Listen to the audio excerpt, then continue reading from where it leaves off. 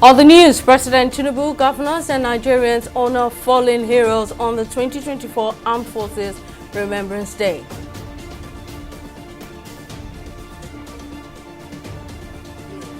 President of the Senate, Godswill Akpabio, pledges continued support to the Nigerian military.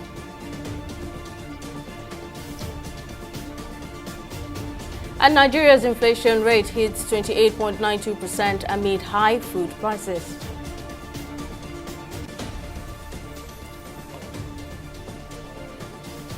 Welcome to News Now on TV 360 Nigeria. I am Simisola Atukun. Activities climaxing the 2024 Armed Forces Remembrance Day celebration came to a halt on Monday as President Bola Tinubu led other top government functionaries to lay wreaths in honor of Nigeria's fallen heroes at the National Arcade, Eagle Square, Abuja. All service chiefs led by the Chief of Defense Staff, General Christopher Musa, and heads of other security agencies, among others, also took part in the ceremony. The program, which is organized yearly to commemorate Nigerians' fallen heroes, also witnessed other activities such as prayers, gun salutes, and the releasing of pigeons at the National Arcade, Eagle Square, Abuja. In attendance to witness the ceremony were members of the Federal Executive Council, members of the Diplomatic Corps, and other dignitaries. On the sidelines of the 2024 Armed Forces Remembrance Day celebration, Senate President Godswill Akpabio has assured the lawmakers will work to better the welfare for Nigerian military and support the troops to ensure that Nigeria remains an inseparable and indivisible entity.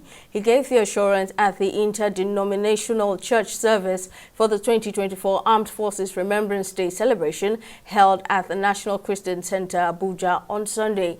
Akpabio, who held that the continued existence of the country lies in its rich cultural, religious, and ethnic diversity, called on citizens to embrace unity, emphasizing the resolve of the Tinubu-led administration to redouble its efforts in securing the country.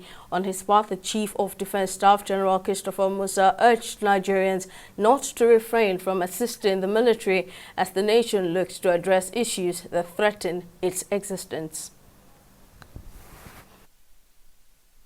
Wonderful, wonderful. This is what we've been talking about. When we get the support from the government, from the citizens, it emboldens the military to do well and other security agencies. And this is just a clear indication. The Senate President is here and he captured it aptly that the present government is here to support the military to ensure that we achieve, including all security agencies. And like he also mentioned, the armed forces, security agencies cannot do it alone. Everybody must put hands on deck for us to succeed. So we're calling on all Nigerians to continue to support us in all we're doing. We might make mistakes, but they will never be deliberate. And we assure you that the government of the day is giving us all the full support that we require, and we will succeed. 2024 is our year of liberty, and we can guarantee you that we will achieve success. From the President and the National Assembly, we are very determined to give them all the resources they need to beef up their number. They don't have enough strength to combat the current situation we are finding ourselves, and so they are understaffed and they are overworked. But we will do everything possible to provide not just the funding for the equipment, but also funding for extra personnel. And that is already provided for in the 2024 budget, so we are ready to go. That's why I said Nigeria is a horse galloping on its own. I'm ready to move, and it's not a dead horse. The Nigerian Army Authority says it has launched a probe into the allegation of sexual harassment and assault by its officers, adding that it will take appropriate action based on findings of the investigation. The probe was launched following a viral video in which a female soldier, Ruth Ogunleye, accused 3 senior officers of harassment, intimidation, and threats to her life when she was posted to the Cantonment Medical Center in Ojo, Lagos. Ogunleye alleged the colonel made unwarranted sexual advances towards her, which she rejected, after which senior officers subsequently threatened her with dismissal from the army, denied her promotion courses, and rejected her army pass request. The soldier also detailed how the colonel purportedly forcibly evicted her from her apartment and confined her to a psychiatric hospital. Reacting, the Nigerian Army, in a statement through its Director of Army Public Relations, Major General Onyema Nwachukwu, emphasized the seriousness of the allegations and pledged a thorough investigation into the matter. Imo State Governor Hope Uzodinma has taken the oath of office for a second term a few months after his victory at the 2023 elections. Uzodinma was sworn in at 3:24 p.m. at the Dan Anyam Stadium in Owerri, the Imo State capital. The swearing-in ceremony was attended by President Bola Tinubu, ex-President Olusegun Obasanjo, Senate President Godswill Akpabio, and Speaker of the House of Representatives Tajuddin Abbas, as well as other notable APC chieftains. In his inaugural address, Governor Uzodinma expressed gratitude for the overwhelming support received during his first term and pledged to continue working tirelessly for the development and progress of Imo State. Adding to the significance of the occasion, Chinyere Ekomaru was sworn in as the new Deputy Governor of Imo State, bringing fresh perspective to the state's leadership. As the Supreme Court prepares to deliver its judgment in the disputed Nasarawa governorship election, some women and men embarked on a solemn protest on Monday in the state capital Lafia and Kefi. In Lafia, women dressed in black marched through the state capital holding leafs and placards demanding a fair judgment from the Supreme Court. They want the court to consider the facts before it and not give rulings on technicalities, adding that the unity and peace of the state is important. In Kefi, the youth wing of the People's Democratic Party (PDP), in a rally round the city, called for justice and fair judgment in the March 18, 2023 governorship election. They commended President Bola Tinubu for not interfering in judicial matters, as evident in the judgment delivered in the Kano and Plateau state matter. They are agile on the street today, seeking for fair and just judgment from the Supreme Court. We are pleading with the Supreme Court to have mercy, to do justice as they did in Nasarawa, in Kano and Plateau State, to do same to us as we are waiting to receive our mandate from them. I am here with other women because we hope that Supreme Court, they fear God, and as they judge Plateau and Kano, they will also pity for us and judge us as we win the election. They will not allow us to cry again because they are the God on earth we are hoping on them. And I know with the fear of God in them, all of them, mostly among them, they are fearing God. Christians, they are fearing God. They will look at God and favor us because already we won the election. We want to call all the Supreme Court judges to do justice, especially in this national case. Whoever won on the 18th of March 2023, let them give victory to the owner of the bandit. You understand? That is why we are here.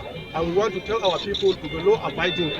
We don't want any destruction in Nasarawa State. We don't want any trouble in Nasarawa State. Our own, what we are looking for, our victory.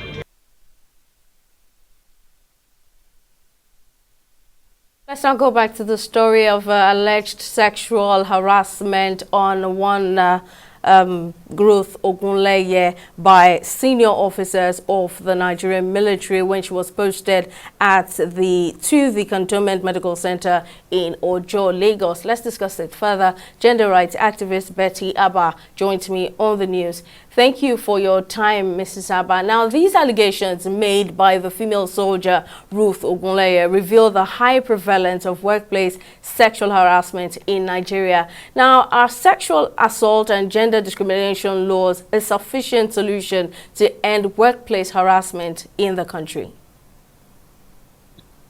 Thank you very much. And it's quite saddening what's happening in the forces in the Nigeria, reflected by the recent video from Miss Ogunleye. I will say right away that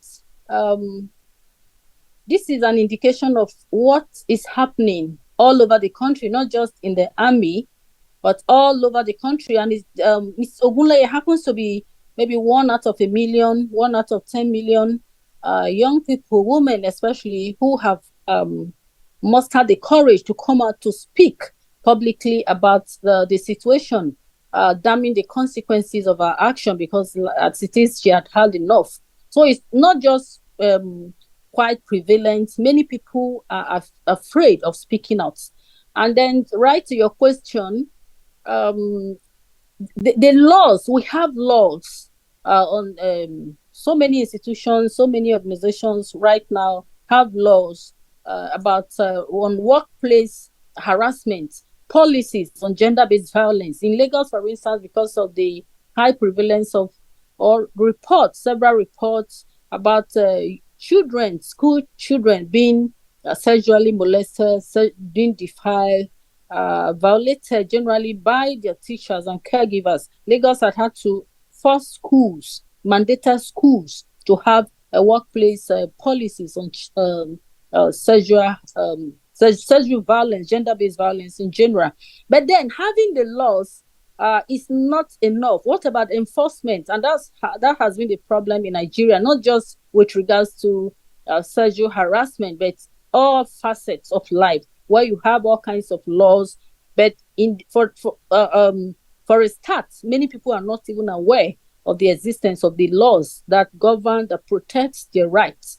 And then there's the issue of enforcement. Then there's the issue of the compromised state of law enforcement in Nigeria, where the police especially would side with the violator if they have superior money power. So the laws are there, but then it's not as effective as it should be. It's not just having the law, workplace harassment and all of that, but they're not enforced. And the issue about stigmatization, the issue about fear of reprisal, the issue of the fact that many people are not even aware of the existence of this law because there's not enough awareness is an issue. So it's still, we're still in the dark as far as sexual harassment and the violation of human rights across sectors is concerned in Nigeria, because the laws are there, but then who is enforcing them? So all right, let's talk about the victims now. Let's talk about the victims now. You've mentioned that there are laws, but like you earlier stated, people are scared to come out and admit that they've been sexually harassed in their various workplaces. What can be done to, see to it that people speak out more, express what is happening to them in their respective workplaces? I think people need to have the right awareness, the places to report to, and the fact that the laws are, that the system will back them, will stand by them. So most, like I mentioned earlier, most people are not ready to come out, because at the end of the day, they will be stigmatized as the girl that was raped, as the woman that was sexually harassed, and then the person is distracted with all kinds of meetings and the legal process, and at the end of the day, nothing is done to the perpetrator. So people are generally discouraged. They are fear. They are afraid of stigmatization. They are afraid of failure. They are afraid of not meeting up with the powers that will be extended or displayed by the perpetrator, because most of the time the perpetrators have superior power. They have the superior money power. They have the superior power. They are in places of position. So violating that person in the first place is by way of exercising that power over them. So in the first instance, the government has to come out, because it all rises and falls on the government. The government has to stand by the victims, the survivors of some of these cases. For instance, this young woman has come out to talk about her experience in the Nigerian army, and it's gross. It's really gross. She's been stigmatized. She's been termed a mental health patient in order for them to perpetrate these atrocities. And then the spokesperson of the army, from his body language, is already threatening her that she will not report to the right forces and places, the structures in place for her to report. And I'm sure it's because she knew that nothing will come out of it. She had to cry to the public, to go to the court of public opinion. So the army, in the first place, should come out with a body language that says, we stand by you and we're ready to ensure that the perpetrators face the consequences, not blaming her, not putting her up for more stigmatization, and at the end allowing these people to go scot-free. By the time we do what Lagos State is doing, for instance, as earlier stated, investigations are still ongoing. Gender rights activist Betty Abba, thank you for your insights. We'll take a break now, but coming up, NNPCL to hand over Port Harcourt refinery to private investors. Stay with us, we'll return shortly.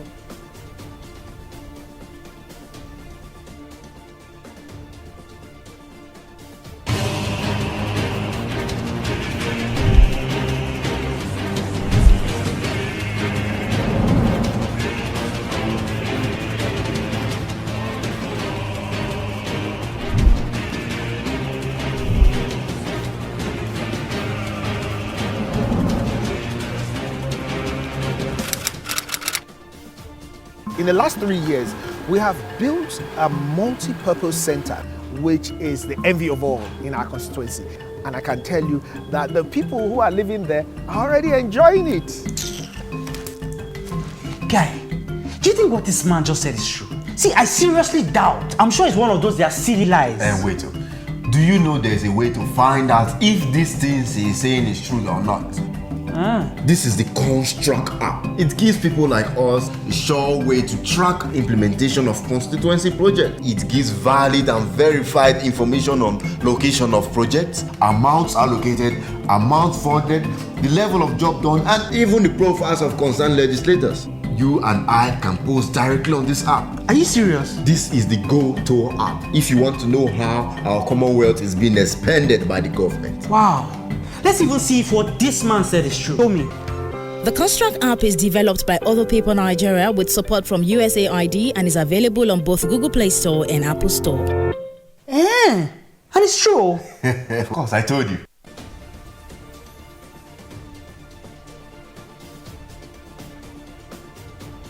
Welcome back. Here's a recap of our top stories. Activities climaxing the 2024 Armed Forces Remembrance Day celebration has come to a halt on Monday as President Bola Tinubu led other top government functionaries to lay wreaths in honor of Nigeria's fallen heroes at the National Arcade, Eagle Square, Abuja.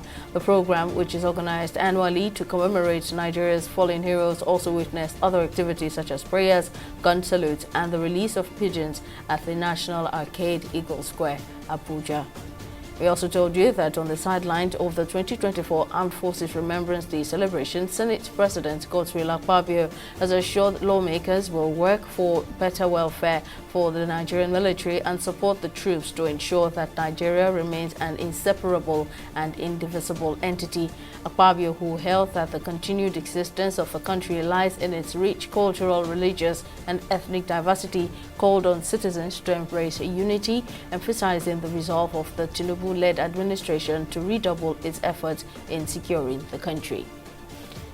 Now, in case you missed any of our news bulletins or for more updates, you can catch us on Limex World TV or log on to our website on www.tv360nigeria.com. You can also follow us on our social media platforms on Twitter, Instagram, and YouTube at TV360 Nigeria, or download our mobile app on Google Play Store, Huawei App Gallery, and Apple Store. On Facebook, we're TV360 Online.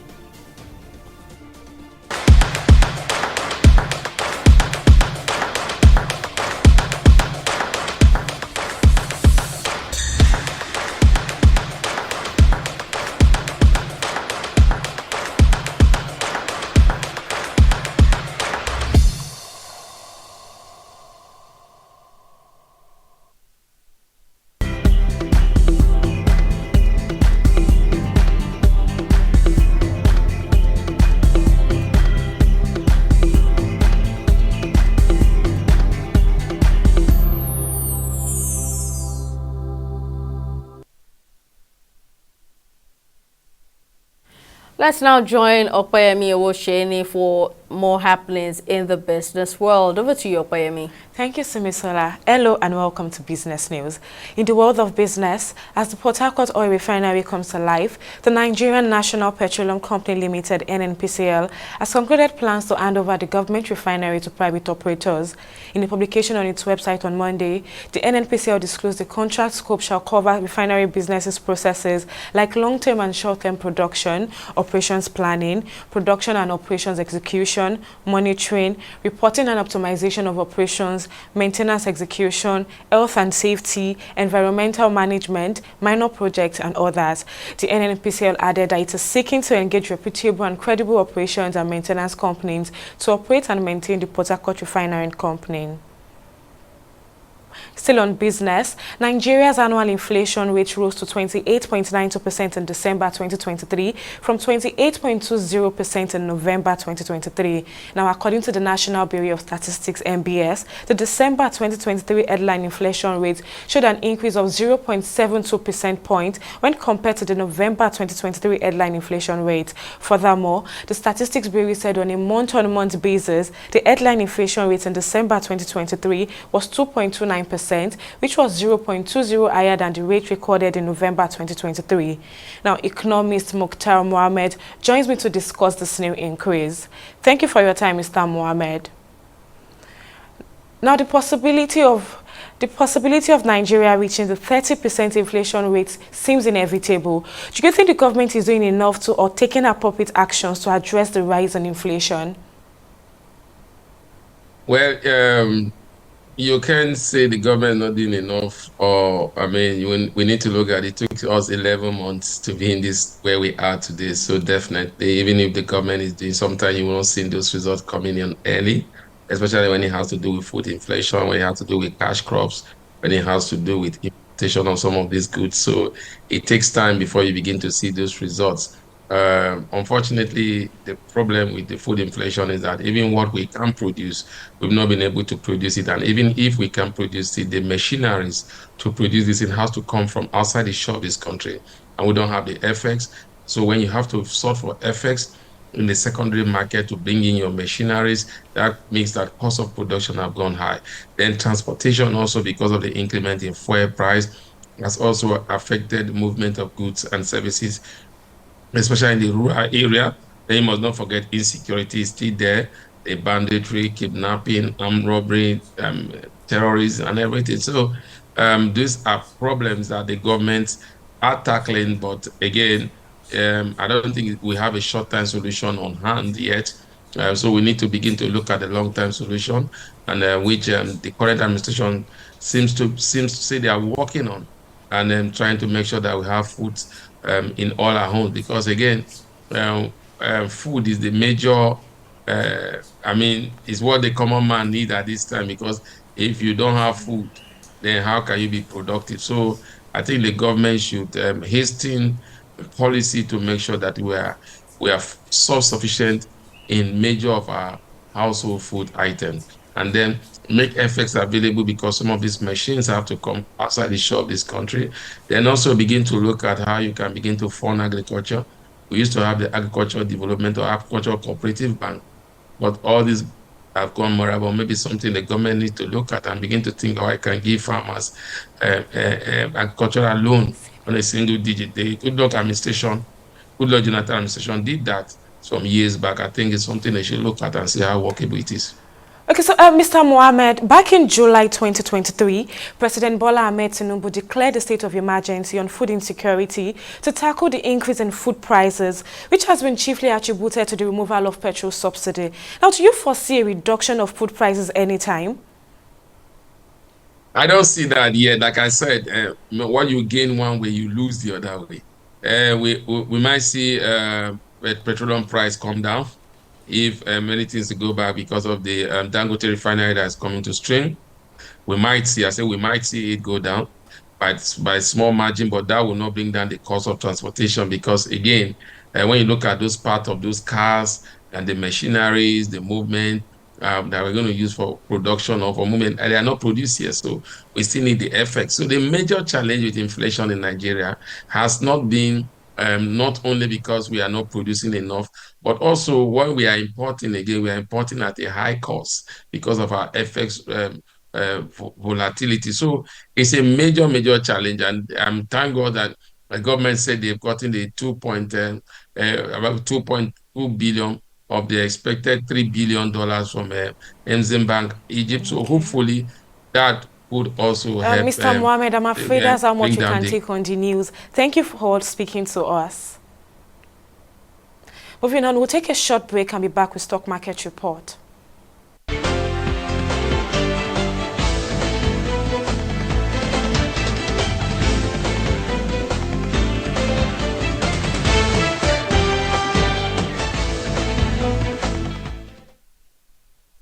Trading activities in the Nigerian equities markets closed positive on the first weekday of trading, increasing by 1.92%. Now, in the aggregate, 127 NGX-listed equities participated in trading, ending on a positive note with 68 gainers against 19 losers. Now, PZ Courses Nigeria led the gainers with a 10% share price appreciation, closing at 32 naira 45 kobo, followed closely by Mansard, which closed at 6 naira 49 kobo.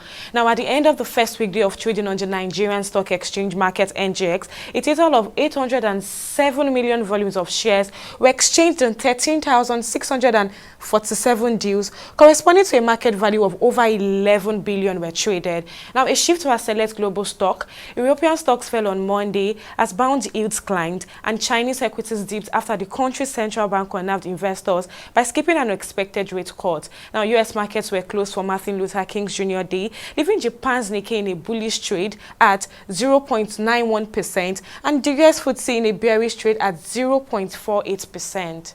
Well, that's it on business and stock market reports. So back to you, Simisola, for the rest of the news. Thank you very much, for that update.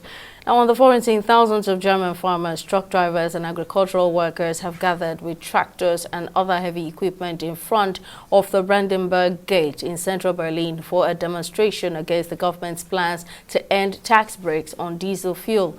Police estimated that at least 3,000 tractors had arrived for the protest on Monday, and an estimated 2,000 more were on their way in a climax to week-long protest. The tractors blocked traffic in parts of the city, and Berlin's public transit agency reported major service delays. About 10,000 people had registered for the demonstrations against Chancellor Olaf Scholz's plans to cut subsidies, but Berlin police expected more to attend.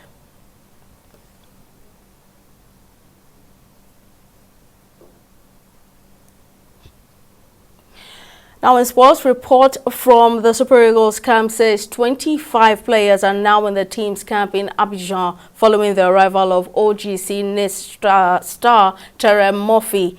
The striker took the place of the injured Victor Boniface in the team. Also, Persever's side will be up against host Cote d'Ivoire in their next game on Thursday.